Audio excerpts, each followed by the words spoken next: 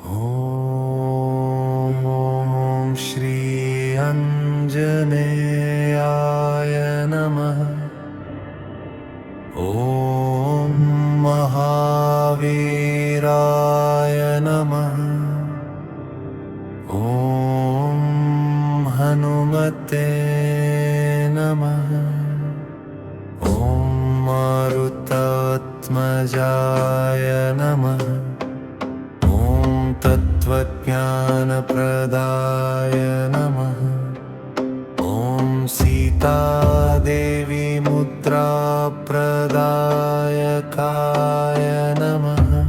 ॐ अशोकवनिकाक्षेत्रे नमः।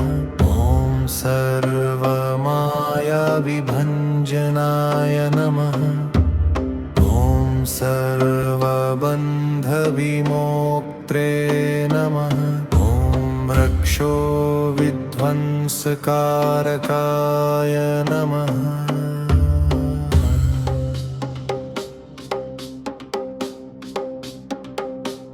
ॐ परविद्यापरिहाराय नमः। ॐ परशौर्यविनाशनाय नमः। ॐ परमन्त्रनिराकर्त्रे नमः। ॐ परयन्त्रप्रभेदकाय नमः। ॐ सर्वग्रहविनाशिने नमः। ॐ भीमसेनसहायकृते नमः। ॐ सर्वदुःखहराय नमः। ॐ सर्वलोकचारिणे नमः। ॐ मनोजवाय नमः। ॐ पारिजातद्रुमूलस्थाय नमः।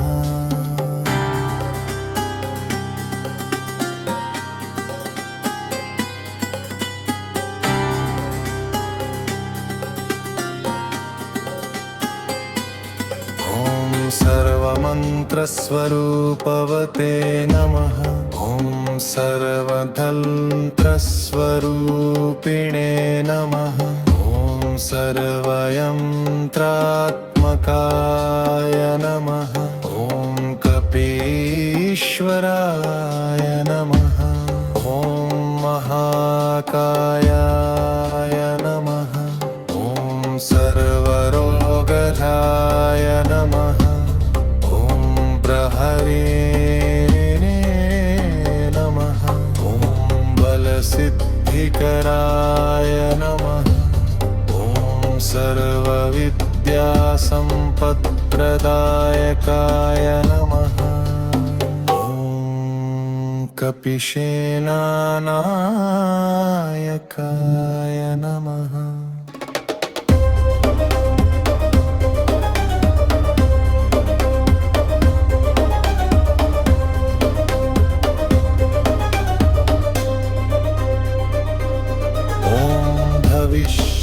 चतुराननाय नमः। ॐ कुमारब्रह्मचारिणे नमः। ॐ रत्नकुण्डलदीप्तिमते नमः। ॐ सञ्चलद्वालसन्नद्धलम्बमानशिखोज्ज्वलाय नमः। ॐ गन्धर्वविद्यातत्त्वज्ञाय नमः। ॐ महाबलपराक्रमाय नमः। ॐ कारागृहविमोक्त्रे नमः। ॐ शृङ्खलाबन्धमोचकाय नमः। ॐ सागरोत्थाकाय नमः। ॐ आर्याय नमः।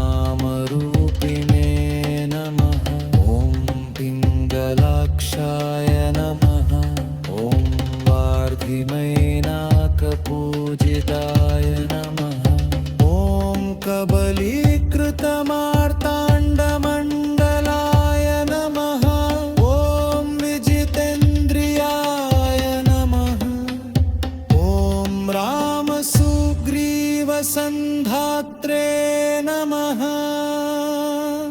ॐ महिरावणमर्दनाय